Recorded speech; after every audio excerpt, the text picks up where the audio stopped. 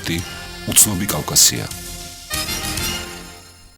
მოგესალმებით რადიო უცნობი და ტელეკომპანია მაესტრო წარმოგიდგენთ ერთობლივ პროექტს უცნობი კავკასია. ყოველ სამუშაო დღეს ზუსტად 8 საათზე ჩვენ ვართ პირდაპირ ეთერში სტუდიაში ნათია გამცემლიძე იწყებს მუშაობას. ცირკისა და ძალადობრივი ქმედებების დრო დასრულდა. ნურავის ექნება იმის ილუზია, რომ ჟურნალისტებს მოუწყობენ სირცხulis დერეფნებს და შეურაცხყოფას მიაყენებენ. ნანობ რომ ეს უკვე დაუშვი. მე მზად ვარ ოპოზიციის ლიდერები ვიხილოს სხვადასხვა საპასუხისმგებლო თანამდებობებზე. ეს განცხადება პრეზიდენტ სააკაშვილს ეკუთვნის, რომელიც მან გუშინ შეხვედრის შემდეგ გააკეთა. სწორედ ჩვენ გადაცემის პირველი ნაწილის სტუმარი იქნება ის ოპოზიციური პარტიის ლიდერი, რომელსაც საპასუხისმგებლო თანამდებობა ეკავა დღევანდელ ხელისუფლებაში რამდენიმე თვის წინ. ირაკლი ალასანია ჩვენი გადაცემის პირველი ნაწილის სტუმარი. ბატონო ირაკლი, მოგესალმებით. თქვენ რამდენიმე თვის წინ გეკავათ საკმაოდ საპასუხისმგებლო თანამდებობა მიხეილ სააკაშვილის ხელისუფლებაში, თუმცა დღეს თქვენ რადიკალურ ოპოზიციონერს გიწოდებენ. ბატონო ირაკლი, სწორედ მინდა დავიწყოთ გუშინდელი საუბრით ჩვენი გადაცემა. შეხვედრა იმისათვის, რომ უცხოელებისთვის დაგემტკიცებინეთ, რომ თქვენ არ ხართ რადიკალური ოპოზიცია და როგორც გუბასანიკიძემ ბრძანა არ ხართ კაცი ჭამიები. შეხვედრა იმისთვის, რომ ოპოზიციას სხვა გამოსავალი არ აქვს და ოპოზიცია არის ჩიხში. შეხვედრა თუ იმისთვის, რომ თქვენ ფიქრობთ, რომ მიაღწევთ თქვენს დასახულ მიზანს. გისმენთ? პირველ რიგში დიდი მადლობა მოწვევისთვის. გეტყვით, რომ მე როდესაც ამ შეხვედრის ორგანიზებაშიც და შემდეგ უკვე შეხვედრაში მონაწილეობა მივიღე, ოპოზიციის ფართო წრიდან იყო მანდატი განსაზღვრული დელეგაციისთვის. ზუსტად ვიცოდით ჩვენ რისთვის მივდიოდით ამ შეხვედრაზე და ეს გაცხადებულიც იყო, ჩვენ უნდა წარგვედგინათ ჩვენი პოზიცია, პირველ რიგში ხედვა იმ ღრმა პოლიტიკური კრიზისის, რომელიც ქვეყანაში და მოგვესმინა თუ ხელისუფლება როგორ ხედავს გამოსავალს. ამიტომ მე ვერ დავარქვევდი, რომ ეს იყო შეხვედრა, რომ ვიღაცას დაენახა, რომ ჩვენ მონაწილეობთ ამ პროცესში. მთავარი ამოსავალი წერტილი ჩვენთვის არის, რომ ერთობლივად ვიპოვოთ ამ ღრმა კრიზისიდან ქვეყნის გამოყვანის გზები. და პირველი ნაბიჯი გადაიდგა. პირველი ნაბიჯი არის პოზიციების გაცვლა და მოსმენა, თუ რამდენად ადეკვატურად აფასებს ჩვენი მხრიდან იყო ინტერესი ხელისუფლება ამ ვითარებას და მათ აინტერესებდათ ბუნებრივია ჩვენი ხედვები. ამიტომ მე უშედეგობას ამ შეხვედრის არ გავხდი უიმედობის მიზეზად. მე დარწმუნებული ვარ და ღრმად ვწავს, რომ უნდა გაგრძელდეს ესეთი შეხვედრები ხელისუფალთან, რაც შეიძლება მეტჯერაც უნდა შედგეს ეს შეხვედრა და ჩვენი პოზიციები არგუმენტირებულად დაუფიქსიროთ. იმ ფონზე, როდესაც იგნორირებას უკეთებს ხელისუფლება შექმნილ ვითარებას და პრაქტიკულად ამ იგნორირებით კიდევ უფრო აღრმავებს უნდობლობას ხელისუფლებასა და მოსახლეობას და საზოგადოებას შორის. სწორედ ხელისუფლების იგნორირებაზე მინდა ვისაუბროთ. ლევან გაჩეჩილაძემ ერთ-ერთმა ოპოზიციონერმა ლიდერმა ბრძანა, როდესაც შეხვედრა დასრულდა, რომ ხელისუფლებას მიხეილ სააკაშვილს გონია, რომ ქვეყანაში ყველაფერი არის კარგად, ჩვენ კი გონია, რომ ქვეყანაში არის ყველაფერი ცუდად. ბატონო ირაკლი, თქვენ ბრძანეთ, რომ შეხვედრები უნდა გაგრძელდეს. რა აზრი აქვს ამ შეხვედრებს მაშინ, როდესაც პრეზიდენტი საუბრობს, რომ ქვეყანაში ყველაფერი არის კარგად? აზრი აქვს და ეს არ ნიშნავს, როდესაც პირველივე შეხვედრისთანავე პოზიციების თანხვედრა არ ხდება, რომ არ შეიძლება რაიმე შეხების წერტილები მოიძებნოს.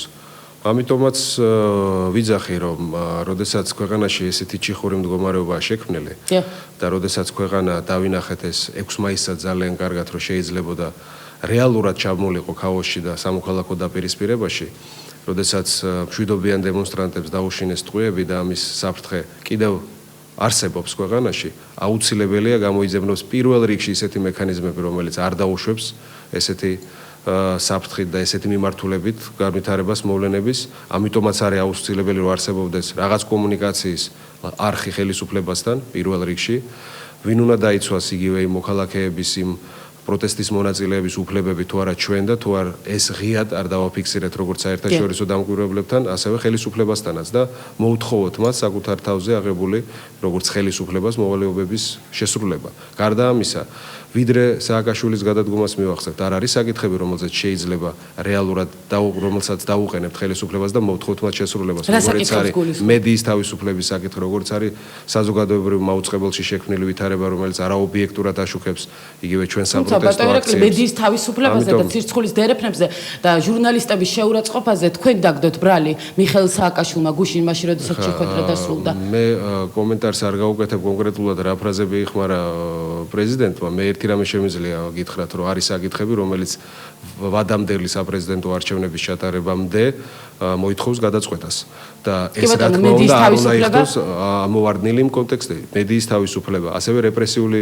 მანქანა, რომელიც დღეს მოქმედებს.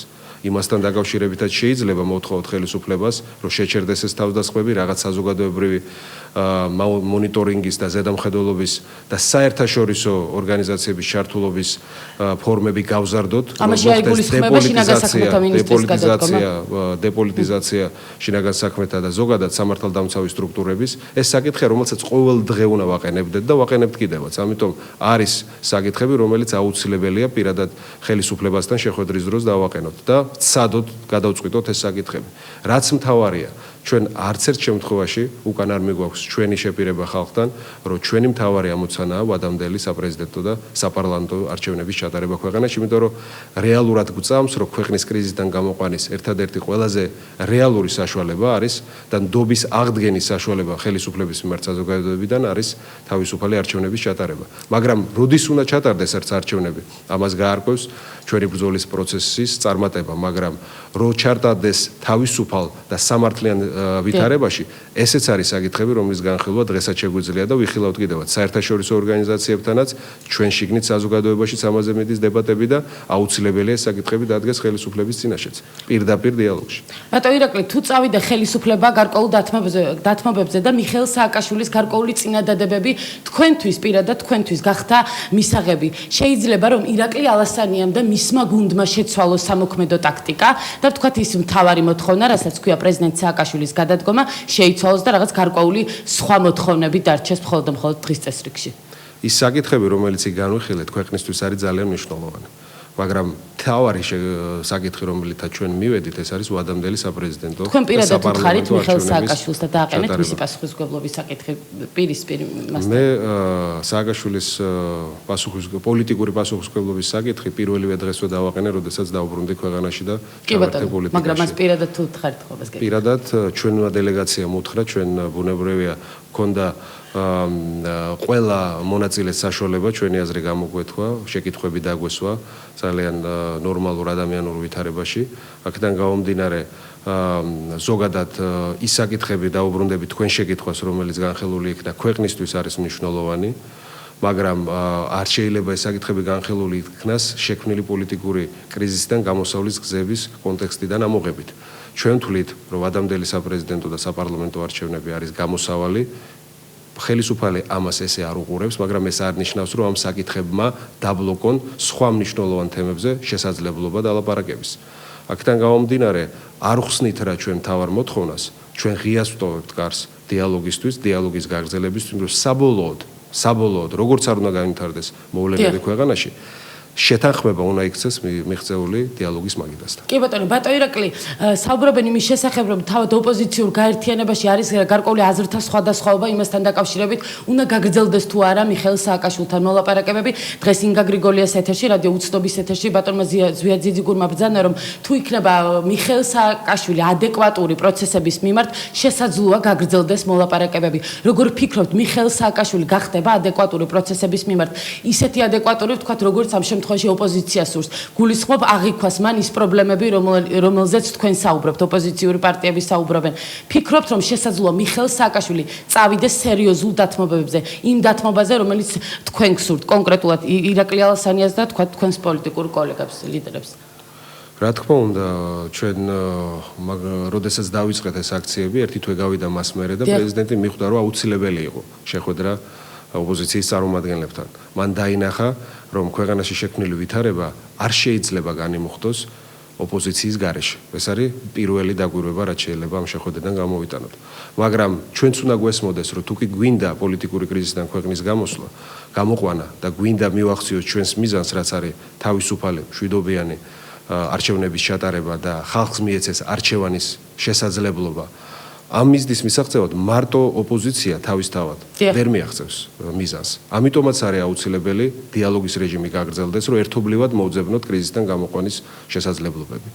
აქედან გამომდინარე არის სხვადასხვაობა ბატონო იგივე პოლიტიკურ ოპოზიციის პოლიტიკურ სპექტრში არის თანხმედრა პოზიციების რომ დიალოგი უნდა გაგრძელდეს და ეს დღესაც სხვა ლიდერებმაც ძალიან ნათლად ახსენეს. არის ასთა სხვადასხვაობა, არის შეფასებებში სხვაობა, არის მეტი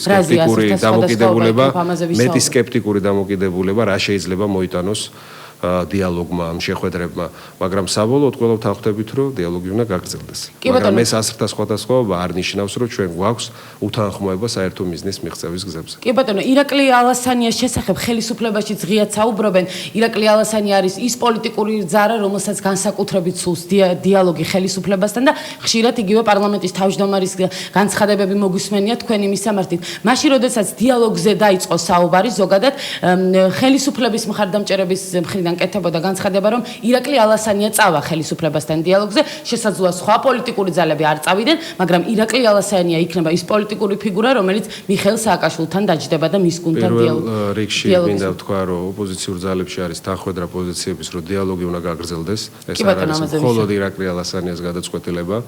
მე ის ადამიანი ვარ, ვინც ვიყავი ჩართული მოლაპარაკების პროცესში ისეთ მხარესთან, როგორც არის აფხაზური მხარე და ამ პროცესებში ჩართვამდე მე მინდა გულწრფელად გითხრა, რომ ვერც კი წარმომედგინა, რომ დამჯდარიყავი საერთო მაგიდაზე აფხაზურ მხარესთან, იმის მერე რაც განხორციელდა აფხაზეთში, მაგრამ დავწმუნდი, რომ დიალოგი და შეხვედრა ძალიან ბევრ საკითხებს შესაძლებელს ქმნის, რომ გადააწყდეს. ისეთ პოლიტიკური პასუხისმგებლობის მქონე პარტიებს, როგორც ჩვენ ვართ, არ შეიძლება გქონდეს გამორიცხული დიალოგის რეჟიმი და დიალოგის გზით პოლიტიკური საკითხების გადაწყვეტის შესაძლებლობაზე უარის თქმა, ჩემი აზრით არის წინ დაუხედავი ნაბიჯი. მე ყოველთვის დავრჩები იმის მომხრედ, რომ დიალოგი გაგრძელდეს ხელისუფლებასთან. თქვენ დარწმუნებული ხართ ბატონო ირაკლი, რომ ეს დიალოგი შედეგს გამოიღებს? დარწმუნებული ვარ, იმიტომ რომ სხვა გზა პოლიტიკური ჩიხიდან ქვეყნის გამოყვანის არ არსებობს. ჩვენ მივდივართ სწორი გზით, როდესაც მართლაც მთელმა საზოგადოებამ დააფიქსირა ერთსულოვნება 9 აპრილს და მას მერე ერთი თვეა ჩვენ ასე ერთსულოვნად დავრჩით და ერთმანეთს პრაქტიკულად დაუდასტურეთ, რომ ეს ცვლილება, რომელიც ჩვენ გვინდა რომ განხორციელდეს ქვეყანაში, არის საზოგადოების დიდი ნაწილის მოთხოვნა, მაგრამ ამავე დროს არ არსებობს წარმატების მიღწევის შანსი, თუკი ჩვენ არ გადავედით იმ ფრონტზე, მოლაპარაკებების ფრონტზე, რომელიც აუცილებელია, რომ წარმატებულად დაასრულოს ეს პროცესი. საერთაშორისო თანამეგობრობასთან ურთიერთობა ეს არის მესამე ინსტრუმენტი, რომელიც ჩვენ ასევე ძალიან ეფექტურად უნდა გამოვიყენოთ, ამიტომაც გავახშირეთ ჩვენი შეხვედრები საერთაშორისო ორგანიზაციების, უცხოელი დიპლომატიური წარმომადგენლობების, აქ განთავსებული საელჩოების წარმომადგენლებთან. ამიტომ ყველა საშუალება, ყველა გზა, ყველა რესურსი უნდა გამოყენებული იქნეს საერთო მიზნის მიღწევისკენ და მათ შორის ერთ-ერთი მთავარი არის მოლაპარაკებების. კი ბატონო, ბატონო ირაკლი, თუ შეიძლება დავაკონკრეტოთ და შემდეგ მე მინდა სხვა თემაზე გადავიდეთ. იმ შემთხვევაში თუ წავა ხელისუფლება იმ დათმობაზე და მიხეილ სააკაშვილის წინადადებები იქნება თქვენთვის მისაღები, თქვენ არ შეცვლით მთავარ მოთხოვნას მიხეილ სააკაშვილის გადადგომას? თუ თქვათ გარკვეული დათმობები იქნება მიხეილ სააკაშვილის მხრიდან? თავარ მოთხოვნად რჩება ვადამდელი საპრეზიდენტო და საპარლამენტო არჩევნების ჩატარება, იმიტომ რომ ეს არის ლოგიკური გაგრძელება პოლიტიკური კრიზისის განმუხტვის და როდესაც ესეთ ჩიხშია ქვეყანა შესული, ყველა ნორმალურ დემოკრატიულ ქვეყანაში ნება ეძლევა საზოგადოებას და მოქალაქეებს გააკეთოს ახალი არჩევანი. მაგრამ ეს უნდა მოხდეს მხოლოდ და მხოლოდ მშვიდობიანი გზით, კონსტიტუციური ფორმებით. სხვა შემთხვევაში ჩვენ საქმე გვაქვს რევოლუციასთან და ეს თავიდანვე იყო გამორიცხული ოპოზიციური ძალების მიერ. ჩვენ ყოველთვის ვაცხადებდით, რომ მხოლოდ და მხოლოდ კონსტიტუციურ ფორმებში წავიდოდა ჩვენი ბრძოლა. აქედან გამომდინარე, ეს მოთხოვნა ბუნებრივია არ იქნება მოხსნილი დღის წესრიგიდან, მაგრამ კიდევ ერთხელ ვიმეორებ, ქვეყნისთვის მნიშვნელოვანია პირველი, რომ არასტაბილურობა და ქაოსი არ დასადგურდეს ქვეყანაში.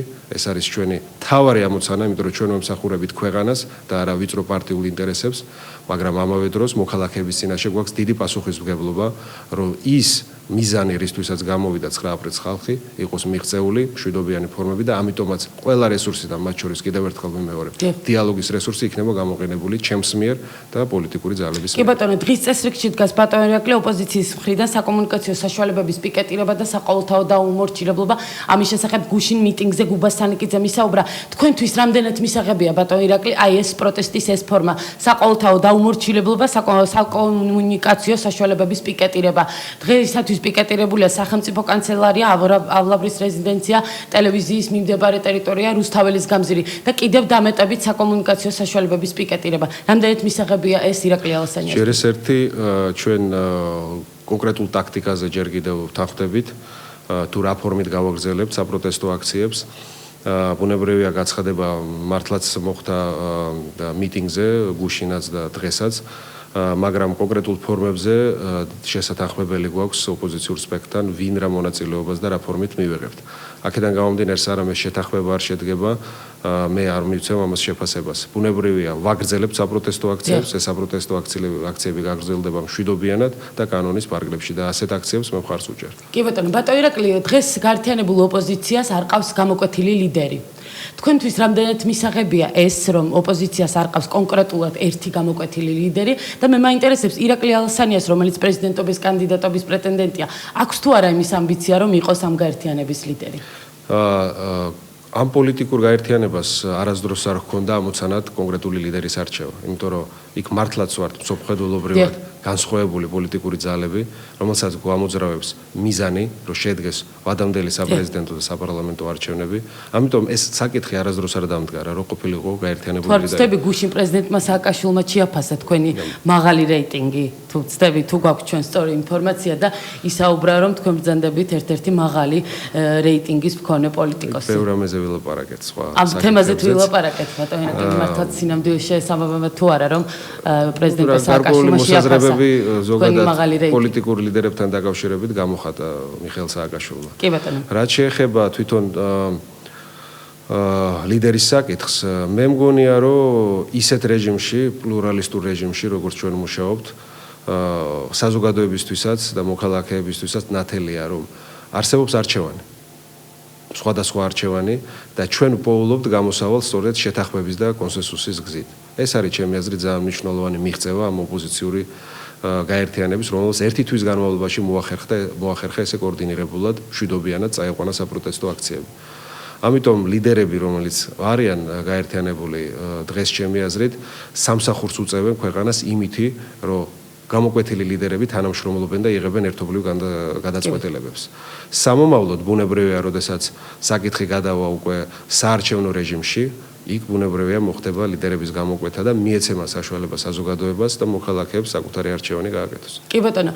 ბატონო ირაკლი, ბოლოს მინდა გითხოთ, არის ასეთი საუბარიც იმის შესახებ, რომ ირაკლი ალასანი აყალიბებს თავის პოლიტიკურ გუნდს და ერთგვარად ახლო მომავალში გაემიჯნება იმ გაერთიანებას, რომელიც დღეს არსებობს. რამდენად შეესაბამება ეს სიმართლეს და ასევე მინდა გითხოთ, ასევე არის საუბარი იმაზე, რომ ირაკლი ალასანიამ შეიძლება ხელმეორედ დააყენოს დღის წესრიგში რეფერენდუმის დანიშვნის მოთხოვნა. თუ შეიძლება ამაზე თქვენი კომენტარი. პირველ შეკითხვაზე გიპასუხებთ, რომ ესეთი ჩანაფიქრი არსებობს, ბუნებრივია და ეს ჩემმა პოლიტიკურმა პარტნიორებმა უკვე დიდი ხანია იციან, უბრალოდ დროის ფაქტორის გათვალისწინებით შეიძლება მოხდეს უახლოეს პერიოდშიც, მაგრამ კონკრეტული ვადები არ აქვს განსაზღვრული, ვართ რაღაც კონკრეტული პოლიტიკური ამოცანებით დღეს დაკავებული, ხედავთ, რასაც ვაკეთებთ, მაგრამ ასეთი პოლიტიკური სტრუქტურის ჩამოყალიბებას ვაპირებთ. და ეს არ ნიშნავს იმას, რომ მოხდება ჩვენი სხვა რეჟიმში, მუშაობის სხვა რეჟიმში გადასვლა პოლიტიკურ პარტნიორებთან. გამიჯნა? არანაირი გამიჯნა, ჩვენ გვაქვს საერთო ინტერესები. პოლიტიკური პროცესები განვითარდება, შეიძენს ალიანსი ახალ წევრს, ან რომელიმე წევრი გავა ალიანსიდან, ეს არის დამოუკიდებელი გადაწყვეტილება. ახალი წევრები ვინ შეიძლება იყოს? არა, ეს ალბათ თვითონ ვინც მიიღებს გადაწყვეტილებას, ჯობია მათაც ცნობამ პირველად საზოგადოებას. გასაგებია. ძალიან დიდი მადლობა ბატონო ირაკლი გადაცემაში მონაწილეობისათვის, გისურვებ წარმატებებს. იმედი მაქვს, რომ ყველაფერი კონსტრუქციულად და მშვიდობიანად დასრულდება. ისე აქვე მინდა გკითხოთ, როგორ ფიქრობთ, როდის დასრულდება ეს პროცესები და რამდენად მიაღწევთ თქვენ იმ მიზანს, რომელიც გაქვთ დასრულებული? მე მგონი უკვე გადამწყვეტ ფაზაში გადადის ეს პროცესი.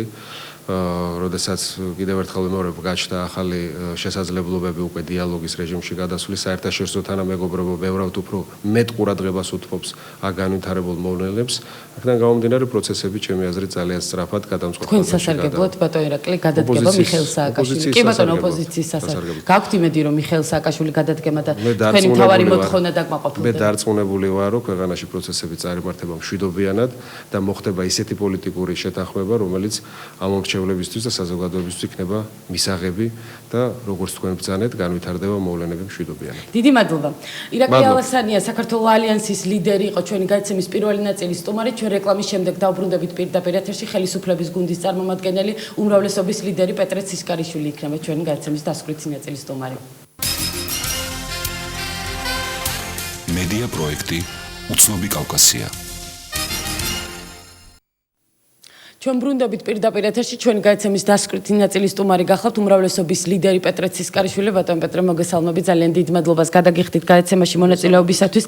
ოპოზიციას არეგონოს რომ საკნებით და კარვებით დააშანტაჟებს ხელისუფლებას. ბატონ პეტრე, ეს თქვენი განცხადება გახლავთ თუ გახსოვთ. როგორ ფიქრობთ, თქვენ გონიათ რომ ოპოზიცია გაშანტაჟებთ საკნებით ხელისუფლებას აშანტაჟებს საკნებით? ამ საკნების უკან დგას 10,000-ობით ადამიანი, ბატონო პეტრე, და თქვენ ფიქრობთ რომ ეს მათი მხრიდანაც არის ეს შანტაჟი?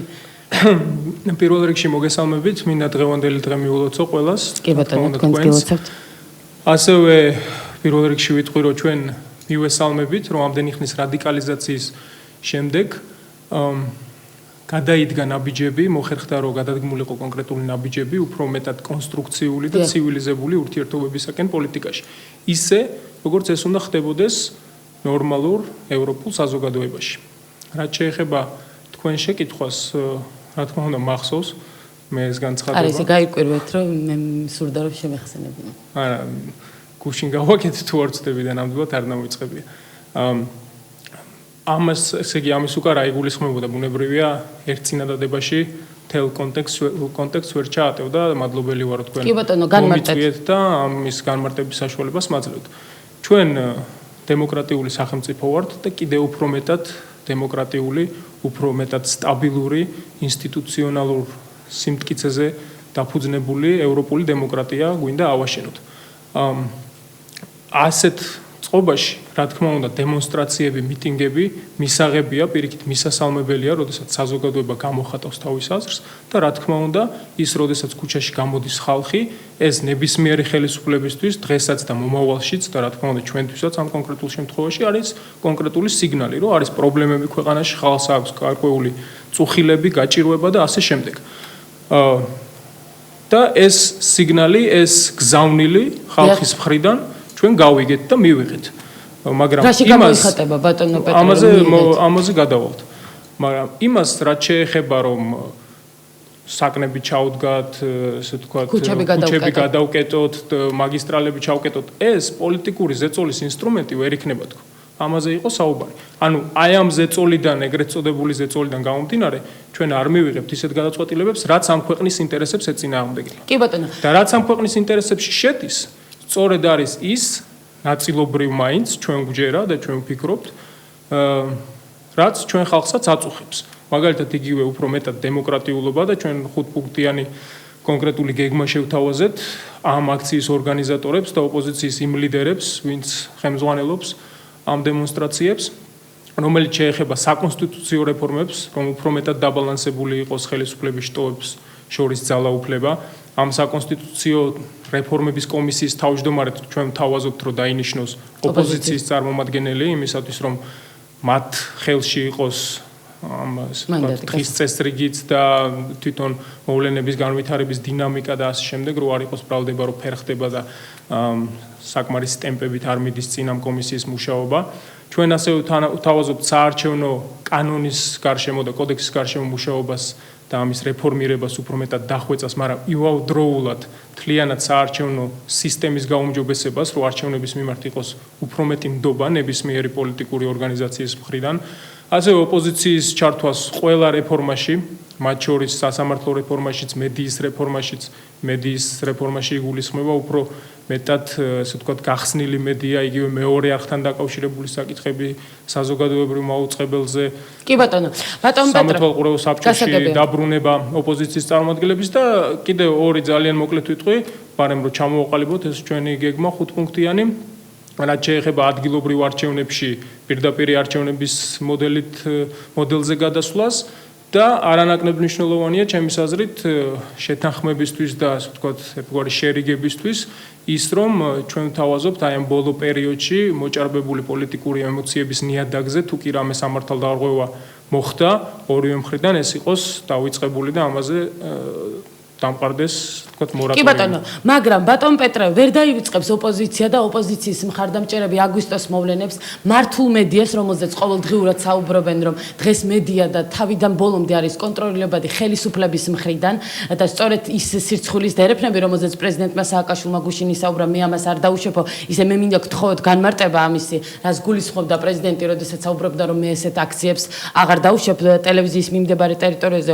ომი ბატონო პეტრე მართული მედია, უსამართლობა, გარდაცვლილი ახალგაზრდები. ეს არის ის მთავარი მიზეზები, რის გამოც დღეს ხალხი გამოსულია ქუჩაში და ეს არის ის არგუმენტები, რითაც ყოველდღიურად ოპოზიცია საუბრობს და მოითხოვს პრეზიდენტის გადადგომას. რა სიტყვით ამის შესახებ? ერთი წამი ომი და რუსეთის მხრიდან საქართველოს მიმართ აგრესია აგვისტოში არ ჩვენ არ დაგვიწყმია. კარგი, ახლა ამის თემაზე და აგვისტოს მოვლენებზე ჩვენ ვისაუბრებთ. მე მესმის, რომ ეს ძალიან მძიმე თემაა და ძალიან ვრცელი სასაუბრო თემაა და ალბათ არასდროს არ მოიწურება ეს თემა, სანამ ჩვენი ტერიტორიები არ დაბრუნდება, მაგრამ ხელისუფლებას ზდებს ბრალს და ირაკლი ალასანია გნებავთ, რომელიც იყო გადაცემის პირველი ნაწილის სტუმარი, მან როდესაც გადაწყვიტა, რომ ოპოზიციაში წასულიყო, მან ბრძანა, რომ ამ ომის თავიდან აცილების შანსი იყო.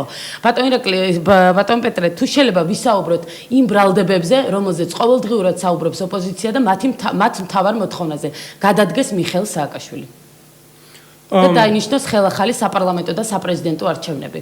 ჩვენ უკვე არაერთხელ გვითქვამს, რომ ჩვენ გვინდა დიალოგი. მთელი ამ პერიოდის განმავლობაში რადიკალური ოპოზიციის წარმომადგენლებს ჩვენ თავაზობდით დიალოგს, ნორმალურ ურთიერთობას. ჩვენ მთლიანობაში გვინდა გავხადოთ პოლიტიკა, კამათის ასპარეზი, კომპრომისების ასპარეზი, ურთიერთ პატივისცემაზე დამყარებული დიალოგის და თანამშრომლობის ასპარეზი და არა ლანძღვა, გინება, ქვებისროლა და ასე შემდეგ. ეს არ შეშვენის არც საქართველოს და არც იმ ქვეყანას, როგორც ჩვენ გვინდა ავაშენოთ. ქვებს და რეზინის ტყვებს სულ რამდენიმე დღის წინ სამართალდამცავები ისროდნენ, ალბათ გახსოვთ პოლიციის სამართალოს. მოდით ესე ვთქვათ, ბატონი სოზარ სუბარი იყო მიბრძანებული, რომელიც ქვებს აჩვენებდა, ხო? ხომ ესე იყო.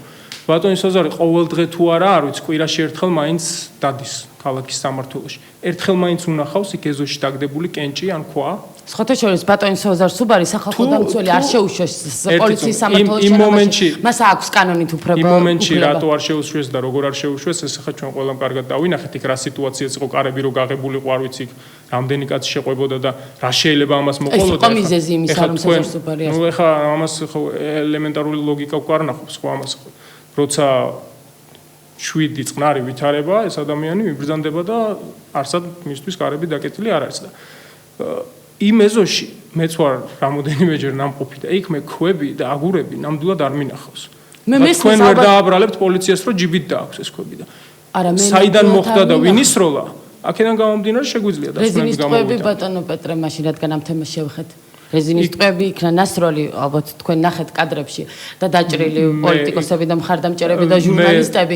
კანონით ეგრძალებათ ბატონ პეტრე რეზინის ტყვების გამოყენება. კანონში არ წერია, მე ნათლად გავეცანი, კანონში არ წერია ყოველ შემთხვევაში, რომ მათ აქვთ რეზინის ტყვების გამოყენება. არა, ესე კანონში გამოიყენე ესა და ეს იქ არ წერია, მაგრამ რეზინის ტყვებს რახან თქვენ ეხებით. იქ წერია, რომ ნებადართულია ყველა იმ საშუალების გამოყენება, რაც არ არის აკრძალული საერთაშორისო კონვენციებით. და მათ შორის ბუნებრივია ეს არ არის აკრძალული საერთაშორისო კონვენციით, მაგრამ ამ შემთხვევაში მე ვეყრდნობი შინაგან საქმეთა სამინისტროს განცხადებას და ასეთი იარაღი არ ყოფილა გამოყენებული, მაგრამ თქვენ თუ გინდათ მოიყვანოთ ესე ვთქვათ დაზარალებული ადამიანების მაგალითი, მაშინ ვნახოთ პოლიციელები და ის ადამიანები ყველა თავში არ ის პოლიციელები რითი არიან დაჭრილები თავები რო აქვთ გატეხილი და თავი და რო სისხლი მოსდიოდათ. რითი ბატონ პეტრე? არ ვიცი, თქვენ გეკითხებით, რითი არის? მე არ ვიცი, მე ვერ გეტყვით ამის შესახებ, მაგრამ მე ვიცი, რეზინის ტყვები პირადად ჩემმა კორესპონდენტმა მოიტანა რადიო უცნობში, სანიმუშოთ, რომ ნამდვილად იქნა გამოყენებული რეზინის ტყვები. ამაზე მე რასაკვირველია ვერ გამოვიძიებ ამ თემას და ამისთვის სპეციალური პროფესიონალები არსებობენ, მაგრამ მინდა ვისაუბროთ იმის შესახებ, რომ ასევე გადაძვრა ღობეზე ადამიანი, რომელმაც კანონი დაარღვიათ, კი ბატონო, თუ გნებავთ, ალბათ თქვენ ამას მეტყვით და ამის შესახებაც ვისაუბროთ, რომ გიორგი გაჩაჩილაძე დაარღვია კანონი მაშინ როდესაც გალავანზე გადაძვრა, მაგრამ იგიც ემეს უმოწყალოთ ბატონო პეტრე და ალბათ თქვენ შეგიძლიათ ნახოთ კადრები გია გაჩაჩილაძის ნეკრები აქ ჩამწრული. თუ შეიძლება სანამ გადაძრომაზე ვისაუბრებთ და იქ შეღწევაზე, იმაზე რატო არ გინდათ ვისაუბროთ, რომ რა ტიპის და რასახის პროვოკაცია იყო ეს თავიდან ბოლომდე დაგეგმილი, რომ მიუვარდე პოლიციას ხალხის გასათავისუფლებლად, გაუტეხოთ ციხე, გამოვიყვანოთ ბიჭები, ვინ თქვა ბატონო პეტრე, რომ გავტეხოთ ციხე?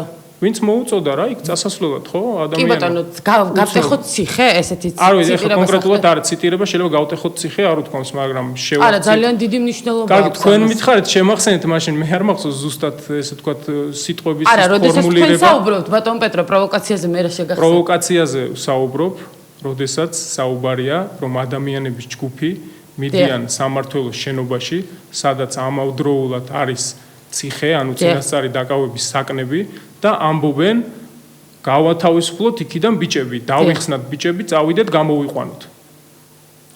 არის თუ არა ეს ახლა ციხის გატეხვა, არ ვიცი, თქვენ გადაწყვეტეთ. და მას შემდეგ რაც თვეების თუ კვირების მანძილზე ოპოზიციის სხვა ლიდერების მხრიდან კეთდებოდა განცხადებები, რომ ისინი თუ არ მოვლენ, ჩვენ მივალთ, შეეშინდათ ბიჭებს ჩვენთან მოსვლა, მაშინ ჩვენ მიუვარდებით იქით მხარეს. ეს განცხადებები მე მახსოვს, თქვენ შეგიძლიათ ნახოთ არქივი და გაიხსენოთ. ამაზე, რა თქმა უნდა, სანამ შვიდობიანად მიდიოდა ყველაფერი, ჩვენ რეაგირებას არ ვახდენდით.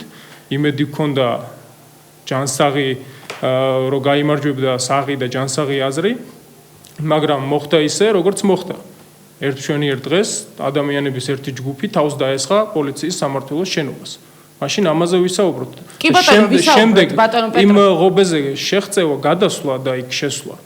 რა თქმა უნდა, არ ჯდებოდა კანონის არც ერთ ჩარჩოებში, ეს ადამიანი მარტო რო ყოფილიყო და შესულიყო, არც ღობეზე გადაძრომა არ მოუწევდა, კარებსაც გაუღებდნენ და შემოიპატიჟებდნენ, ხო, იმ ფურცლებით რომ ისულიყო, როგორც მიბრძანდა. მაგრამ ამ შემთხვევაში, როდესაც ასეულობით ადამიანი ამ ღობეს, ესე ვთქვათ, ეჯაჯგურება და ანგრევს, ღმერთმა დაიფაროს ის, რომ გატეხილიყო ის კარები მართლაც. კი არის რკინის, მაგრამ რომ მომძვრალიყო რაღაცნაირად და გადმონგრეულიყო და ეს ხალხი იქ შეუვარდნილიყო, იქ ხო ატყდებოდა რაღაც ენი თაუწერილი შეტაკება. ეს ხო არავის ინტერესებში არ შედიოდა, ჩვენ მართლა გადარჩენილები ვართ და ეს დღე. გასაგებია, ჩვენ ბევრი გვაქვს სასაუბრო, კიდევ მე მინდა რომ მოვასწრო და ეს თემა ამოვწუროთ. გიორგი გაჩეჩილაძე გადაძვრა ღობეზე დაარღვია კანონი. დაარღვია თუ არა სამართალდამცავებმა კანონი, მაშინ როდესაც იგი არ დააპატიმრეს და სცემეს. ეს იყო თუ არა კანონდარღვევა. იყო თუ არა კანონდარღვევა ის, რომ სამართალდამცავები სკანდირებდნენ პრეზიდენტის სახელს, მოგეხსენებათ მათ კონსტიტუციით ეკრძალებათ მათი პოლიტიკური შეხედულებების გამოხატვა საჯაროდ. იყო თუ არა ეს ფაქტები კანონდარღვევა, ბატონ პეტრო? ამ პრეზიდენტის სახელის დაძახებას კანონდარღვევას ვერ დავარქმევდი. მათ საჯაროდ ეკრძალებათ ბატონო პეტრე კონსტიტუციის თანახმად. დავამპატიმროთ ყველა ეს პოლიციელი, ვინც პრეზიდენტის სახელს არა, მე არ ვიცი, მე თქვენ გეკითხებით, იყო თუ არა კანონდარღვევა. მე რასაკვირველი არ გთხოვთ მათ დაპატიმრებას, მე არ მაქვს ამის უფლება. მოდით ესე ვთქვათ, ორივე მხარეს ქართველები იდგნენ, ხო, იმ შემთხვევაში. როდესაც კვირების მანძილზე ამ ადამიანებს დედასაგინებ, ქვებს უშენ, მათ კი ევალებათ გარკვეული, ესე ვთქვათ, თავშეკავება და მოთმინება თავისი პროფესიიდან გამომდინარე. მაგრამ როდესაც უკვე ხელკეტებსაც დაუშენ, როცა მიუვარდები, გადახტები ღობეზე და პირდაპირ შეუვარდები, არ ვიცი, იქ საჩხუბრად, საქმის გასარჩევად, საგინებლად თუ იქ მე რა მოხდა, მე ნამდვილად არ ვიცი. მაშინ იმ ადამიანების მხრიდანაც რაღაც ადეკვატური თუ არა ლოგიკური რეაქცია მაინც მოყვება, ხო? ჩვენ ხო ყველას გვესმის, ხო? მოწყვეტილი არავინ არ ვართ. ამ ქვეყანაში დავიბადეთ, გავიზარდეთ და ვიცით, როგორ რეაგირებენ ადამიანები კონკრეტულ შეურაცხყოფაზე, დედისგინებაზე, ლანძღვაზე თუ თავში ჯოხის ჩარტყმაზე.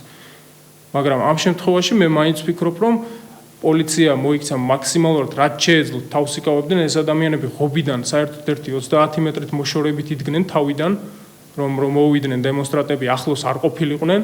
კი ბატონო. და რახან ეს ესე ვთქვათ, ესეთი ვითარება გრძელდებოდა გარკვეული წუთების თუ რაღაც პერიოდის განმავლობაში და ისინი ახლოს არ მოდიოდნენ, თუმცა ვიღაცამ გადაწყვიტა, რომ ჩვენ უნდა მიუახლოვდეთ და გადაძრონ ღობეზე და მაინც მივიდნენ იმ ხალხთან, ვინც იყო იქ იდგა თავისთვის ბუნებრივია ჩაცმული, შეიარაღებული ფარებით, ხელკეტებით და ასე შემდეგ.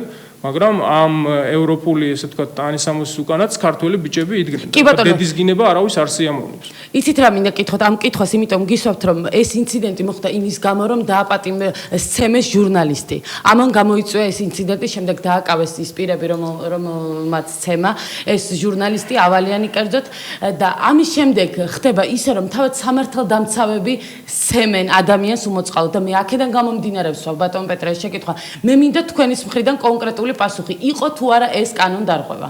იყო თუ არა კანონდარღვევა ის, როდესაც სახალხო დამცველი არ შეუშვეს შენობაში, მე მესმის ამაზე თქვენ მიპასუხეთ, რომ არ შეუშვეს გარკვეული მიზეზების გამო, იმიტომ რომ შესაძლოა კარების გაღების შემთხვევაში მომხდარიყო კიდევ დამატებით ადამიანების შეჭრა, მაგრამ როგორც ოპოზიცია საუბრობს, შეჭრას არ აპირებდნენ თავად შენობაში. თუ შეიძლება მიპასუხეთ, იყო თუ არა კანონის დარღვევა ის, როდესაც გიორგი გაჩაჩილაძე რიგითი მოქალაქე ჩვენი ქვეყნის იქნა ძიმეთ ნაცემი.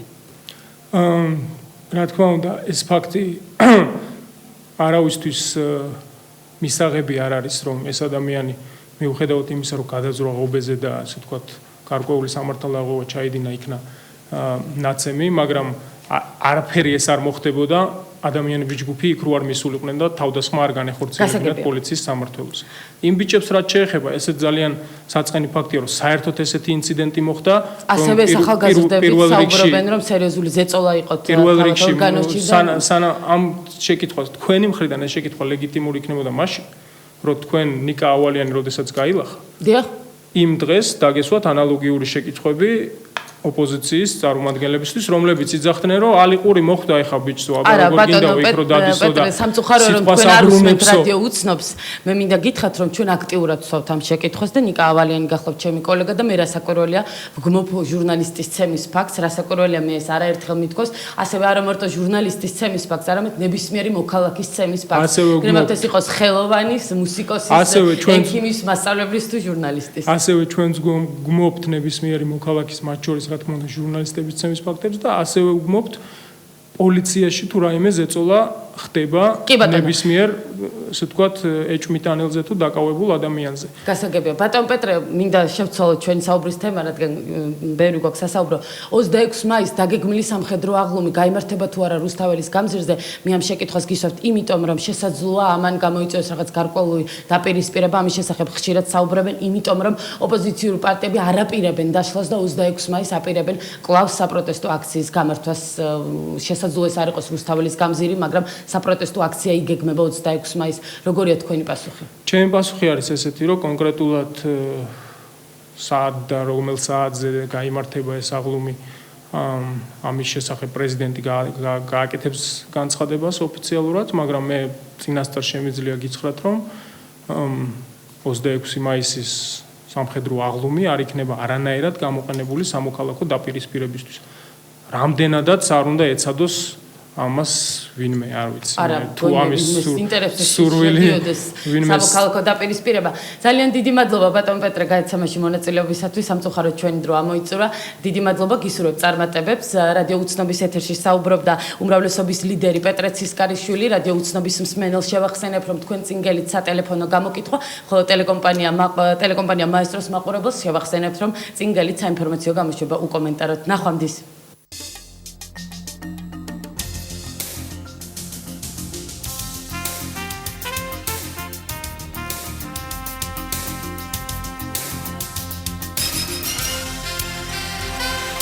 ეთერში იყო გადაცემა უცნობი კავკასია.